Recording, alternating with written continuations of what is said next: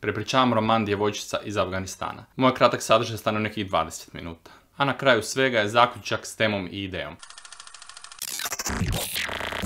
Pozdrav svima, ja sam Filip, kralj lektira. Dobrodošli na Lektire.hr. Obrađujem sadržaj lektire Djevojčica iz Afganistana koju je napisala Deborah Ellis. Radnja je smještena u Kabulu, u Afganistanu, pod kontrolom Talibana. Tema dijela je život 11-godišnje djevojčice koja se nakon očevog uhićenja prerušuje u dječaka da može izaći iz kuće i zaraditi novac za uzdržavanje obitelji. Autorica je napisala knjigu nakon što je provela nekoliko mjeseci u Pakistanu 1997. godine i intervjuirala afganistanske izbjeglice. Autorica je antiratna aktivistica, pa je stvorila glavnu junakinju, Parvanu, po uzoru na djevojku koju je upoznala po logorima.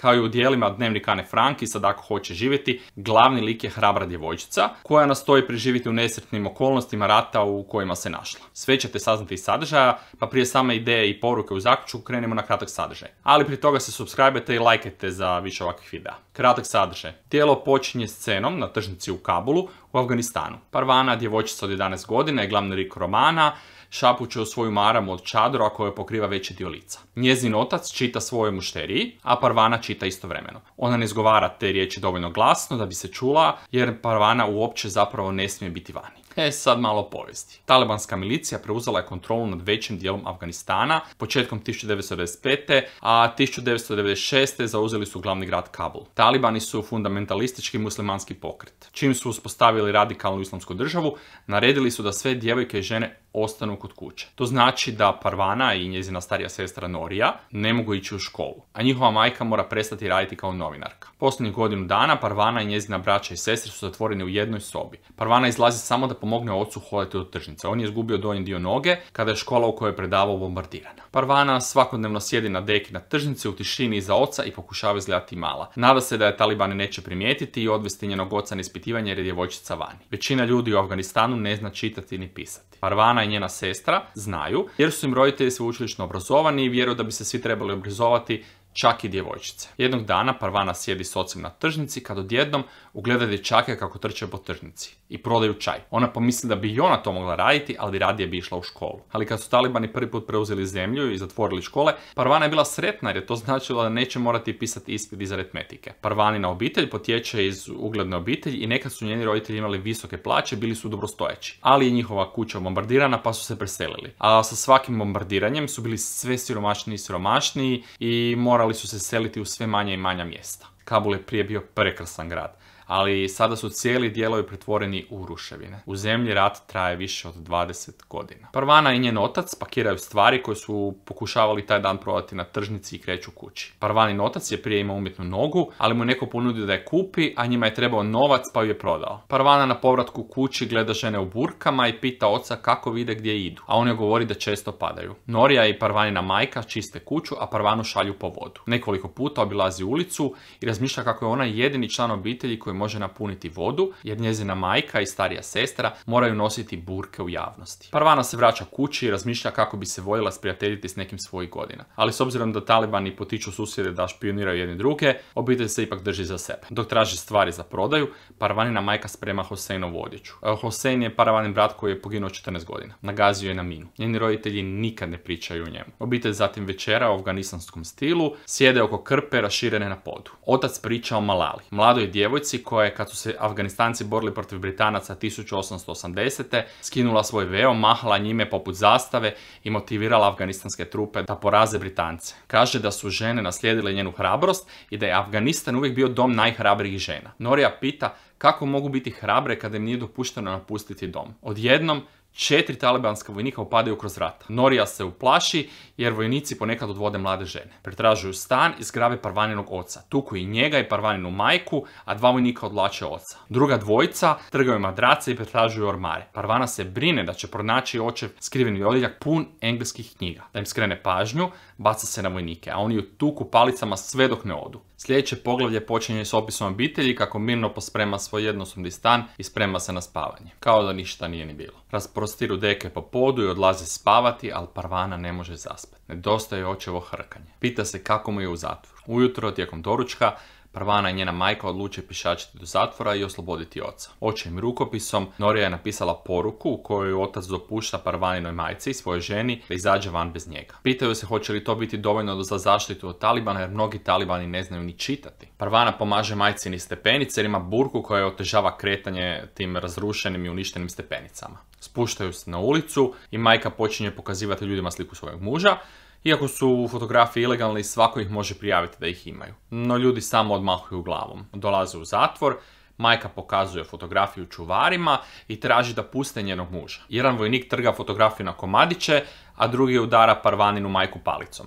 Dok batina majku, slučajno udara i Parvanu, ali ne jako. Parvana se ruši na tlo i skuplja komadiće i poderane fotografije. Bolne od udaraca, one polako šepaju iz zatvora, a vojnici ih pljuju. Parvana i njena majka dolaze iz zatvora kuće vrlo kasno. Parvanina su stopala prekrivena krvavim žuljevima, a stopala njene majke su još gora. Majka dugo plače, Norija joj s pužvom pere lice i čisti rane na nogama, a zatim pomaže Parvani. Voda je dobra. Cijelu noć Parvana sanja više puta isti san u kojem gleda kako joj tuku majku i viče na vojnike: ja sam Malali. Sljedećeg dana majka provodi dan licem okrenuta prema zidu. Ne razgovara s nikim, ne miče se osim kad odlazi u kupaonicu i pije čaj. To se nastavlja i sljedeći dan. Manja djeca ne razumiju zašto majka ne razgovara s njima. A da im skrene pažnju, Parvana se stalno igra s njima. Parvana je trećeg dana već umorna od tog majčinog ponašanja i primjećuje promjene na mlađem bratu, Aliju. Više ne plače, što je istovremeno olakšanje, ali je i zabrinjavajuće. Njegove prljave pelene stoje nagomilane u kutu, zbog čega soba smrdi. Četvrti dan ostaju bez hrane. Parvana trese majku i govori joj da nemaju hrane. Norija ju povlači sa strane i govori joj da ostavi majku na miru jer je depresivna. Taj dan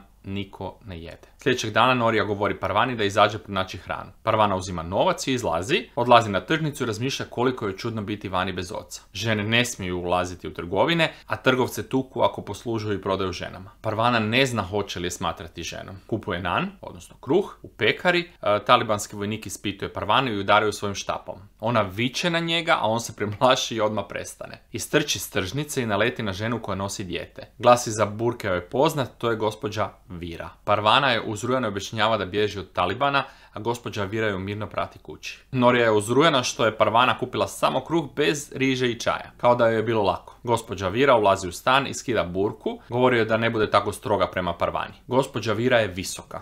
Nekada je bila učiteljica tjelesnog odgoja i bila je u Uniji afganistanskih žena s Fatanom, Parvaninom majkom. Gospođa Vira pita zašto pelene nisu oprane i šalje Parvanu po kantu vode. Parvana odlazi po vodu 7 puta. U međuvremenu gospođa Vira pomaže oprati njenu majku. Sljedećeg dana majka i gospođa Vira smišljaju plan. Prerušit će Parvanu u dječaka da može izaći kupiti hranu. Nosit će odjeću mrtvog brata Hoseina. Parvana im govori da to neće uspjeti jer ima dugu kosu, na što Norija izvlači škare. Nakon malo otpora, Parvana ipak dopušta majci da je ošiša. Stavljaju joj kapu na glavu i daju novac, bez čadora, vrsta odjeće za žene. Brine se da će svi prepoznati da on nije dječak. Međutim, na ulici je nitko ne prepoznaje. Već dugo nije osjetila sunce na svom licu. Obavlja kupovinu i ponosno se vraća kući. Sljedećeg dana majka šalje Parvanu na tržnicu s očevom dekom i nekoliko predmeta za prodaju da zaradi novac. Parvani se sviđa ideja zarađivanja novca. Ali pita se hoće li iko platiti da čita jer ima samo 11 godina. Prostire deku i čeka. Sa strahom zamišlja kako otkrivaju da je djevojčica. Taliban s puškom na prstima pita je li ona čitač pisama. Ona potvrđuje da zna čitati i pisati na pašti i dariju. On je zapovijedi da pročita staro izguženo pismo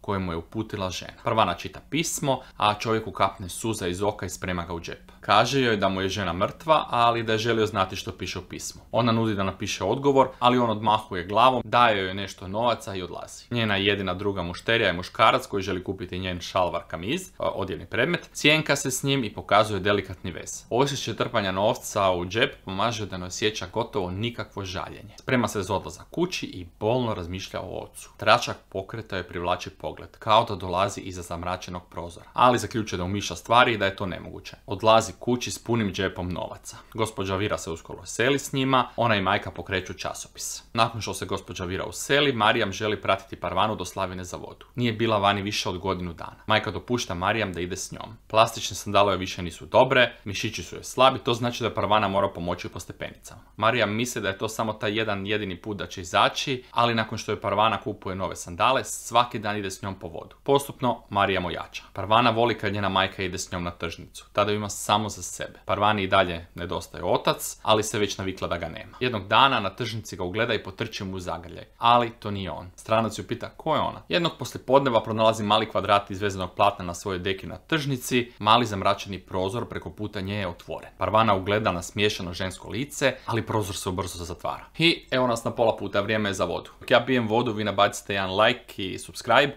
jer ko će vam prepričavati lektire ako neću ja.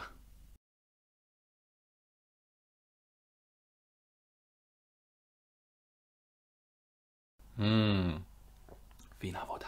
Pauza gotova.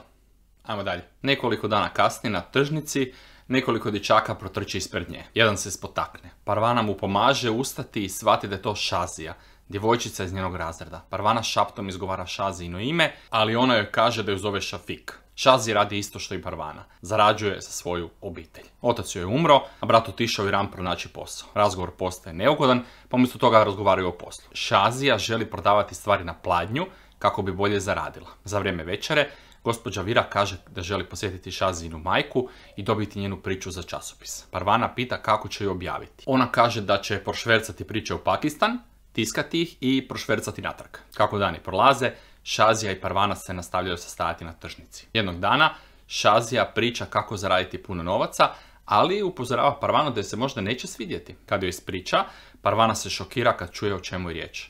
Iskopavanje kostiju. Na groblju gledaju dječake kako se s lakoćom kreću po groblju. Bombe su rasturile grobove. Bijele kosti strše iz hrđavo smeđe zemlje, a dječaci već kopaju. Neki čovjek postavlja vagu pored uništene zgrade. Šazija joj govori da je on trgovac s kostima. Kupuje kosti od njih i prodaje ih. Parvana se pita tko bi kupio kosti. Šazija joj daje grubu dasku da je koristi kao lopatu i kaže koga briga, sve dok im plaća. Šazija vadi prvu kost i baca je na Parvaninu deku. Parvana joj se pridruži i ubrzo otkriva lubanju.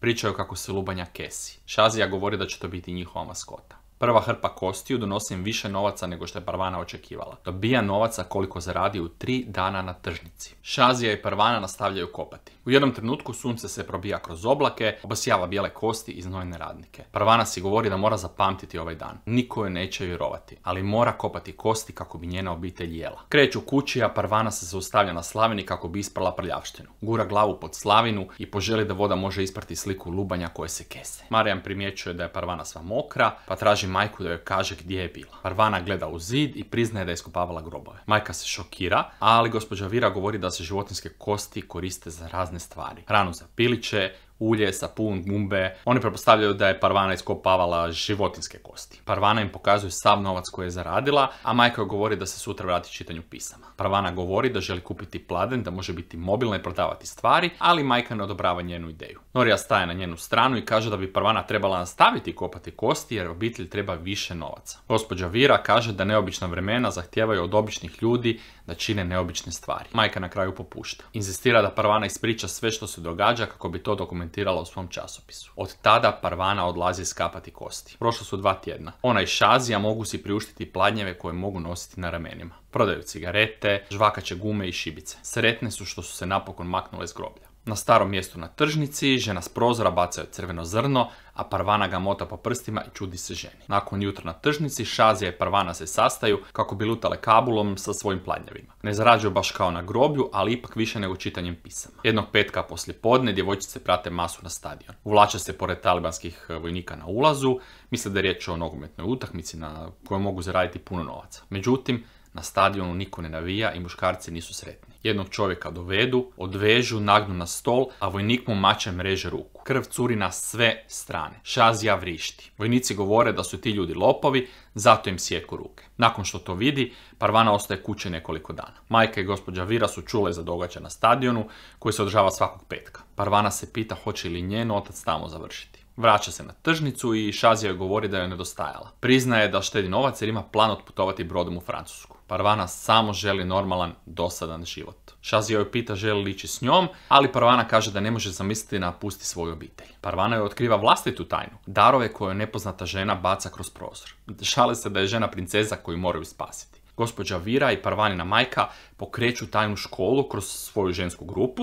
Škola ima samo 5 djevojaka, uključujući Marijam. Jednog dana na tržnici Parvana čuje zvukove bijesnog muškarca i uplakane žene iznad sebe. Udarce i vrisku. Skoči na noge, ali ne može vidjeti kroz oslikani prozor. Čovjek iza nje kaže da gleda svoja posla i da ima pismo za pročitati. Te noći Parvana ispriča svojoj obitelji sve o incidentu. Sljedećeg dana Parvana priča Noriji da nikada nije ni upoznala čovjeka za kojeg se Norija treba udati. Norija će s njim živjeti u Mazar-e Šarifu, na sjeveru gdje nema Talibana, a roditelji njenog zaručnika će je tamo poslati na sveučilište. Norija govori da mrzi živjeti pod Talibanima i da za nju u Kabulu nema budućnosti. Nekoliko dana kasnije majka kaže da će otići u Mazar, a onda će se vratiti u Kabul u listopadu. Parvana ne želi napustiti grad. Razmišljao se o ocu koji je još uvijek u zatvoru. Jedan od muževa iz ženske grupe volontira da bude pratnja ženama koje putuju u Mazar. Putovat će u stražnjem dijelu kamiona. Parvana luta tržnicom, traži stvari koje će dati svojoj obitelji za put i kupuje kutiju s perlama za Noriju. Idućeg jutra Norija, majka i djeca odlaze. Parvana se prilagođava životu s gospođom Virom, manje ljudi u stanu, znači i manje kućanskih poslova,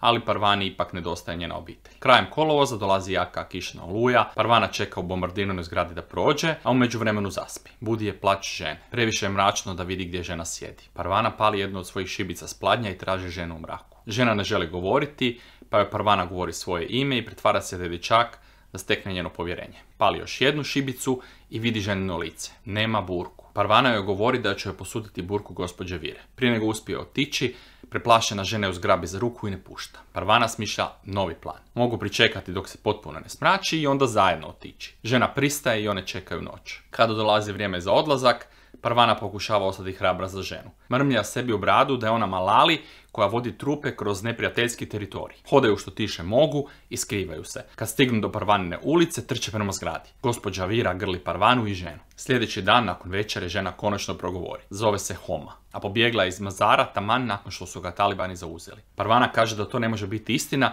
jer je njezina obitelj tamo. Homa potvrđuje da su Talibani tamo. Idu od kuće do kuće u potrazi za neprijateljima. Vojnici na ulici pucali su ju brata i oca, a onda i u majku nakon što ih je počela udarati. Homa se skrivala u ormaru dok nisu počeli ubijati ljude po drugim kućama. Kad je izašla van, tijela su bila posvuda po ulicama. Trčala je od zgrade do zgrade. Divlji psi su jeli tijela, vidjela je kako pas nosi ruku u ustima. Uskočila je u stražnji dio kamiona i sakrila se među stvarima. Kad je konačno izašla, bila je u Kabulu. Sakrila se u zgradu u kojoj je pronašla Parvana. Homa plače jer je svoju obitelj ostavila na ulici da ih pojedu psi. Parvana se ne može pomaknuti. Misli kako je obitelj mrtva u Mazaru. Gospođa Vira joj govori da nema dokaza da su mrtvi i da ne smije gubiti nadu. Parvana ostaje u krevetu 2 dana kao što je nekad to činila i njezina majka. Odjednom se na vratima pojavljuje Šazija, pa Parvana ustaje iz kreveta i nastavlja svoj život kao prije. A Homa sada živi s njima. Kasno jednog poslijepodneva dolazi kući i vidi dvojicu muškaraca kako pomažu njenom ocu da se popne po stepenicama. Živ je! Za Parvanu je barem taj dio noćne more gotov. Njezin otac je neprepoznatljiv. Njegov bijeli šalvar kamiz je siv i pohaban. Lice mu je iscrpljeno i blijedo. Našli su ga ispred zatvora. Talibani su ga pustili, ali je bio preslab da se pomakne. U zatvoru su ga teško pretukli, pa mu moraju često mijenjati zavoje, ali polako se oporavlja. Kako je njezin život sada sigurniji, Parvana je ispunjena nadom. Juri za kupcima na tržnici kao pravi dečki. Šazija kaže da i ona radi više, ne želi se udati kao što njen djed planira, a ako ode možda će imati priliku. Jednog dana gospođa Vira prima posjetitelja iz Mazara. Ljudi su pobjegli iz grada i borave u izbjegličkim kampovima, moguće je da je majka u jednom od njih. Odluče otputovati tamo čim organiziraju prijevoz. Parvana konačno pita oca zašto je pušten. On joj odgovara da ne zna ni zašto je uhićen, pa kako može znati zašto je pušten. Gospođa Vira odlučuje otići u Pakistan i odvesti Homu. Tamo bi se povezale s članicama njezine ženske skupine. Parvana predlaže da povezu Šaziju sa sobom. Nekoliko dana prije nego trebaju krenuti u Mazar, Parvani na tržnici na glavu pada sićušna deva napravljena od perli. To je poslala žena na prozoru. Parvana poželi skakati i plesati, jer dobija potvrdu da je žena još uvijek tu. Živa. Umjesto skakanja i plesanja smišlja način kako da se oprosti od nje. Iskopa divlje cvijeće iz ruševine i vraća se na svoje mjesto na tržnici. Sadi ga u tvrdo tlo da žena zna da se neće vratiti. Parvana brzo maše prema prozoru za pozdrav i čini joj se da vidi kako neko uzvraća mahanje. 2 dana kasnije obitelj je spremna za polazak. Planiraju putovati kamionom. Prije nego kamion krene, dolazi Šazija i daje Parvani vrećicu suhih marelica. Govorio je da je upoznala neke nomade koji će ju odvesti u Pakistan kao pastira. Parvana se uspaniče i pita kako će ostati u kontaktu. Šazija joj govori da će se sresti prvog dana proljeća za 20 godina na vrhu Eiffelovog tornja u Parizu. Mašu jedna drugoj, dok kamion odlazi. Parvana se pita što će se dogoditi u sljedećih 20 godina. Hoće li Afganistan imati mir? Budućnost je nepoznata, ali ona joj se veseli. Smješta se pored oca i stavlja slatku marelicu u usta. Kroz prašnjavo prednje staklo može vidjeti snježni vrh planine kako svjetluca na suncu. To je planina koju je godinama ranije njezin otac nazvao Mount Parvana. Zaključak. Potresna priča jedne djevojčice u ratom zahvaćenom Kabulu je nešto što svako obavezno treba pročitati. Poruka autorice i sama ideja djela je da se i hrabrost i otpornost pokazuju svima, samo na različite načine, kao što je opisano kroz postupke svakog lika u Parvaninoj obitelji. Unatoč činjenici da neke žene i djevojke nemaju pravo glasa i svoja prava, jednako su sposobne, snalažljive, ako ne i više nego muškarci. Svakako lajkajte, subscribeajte se i podijelite video s prijateljima. Do sljedećeg čitanja, pozdrav od Kralja Lektira.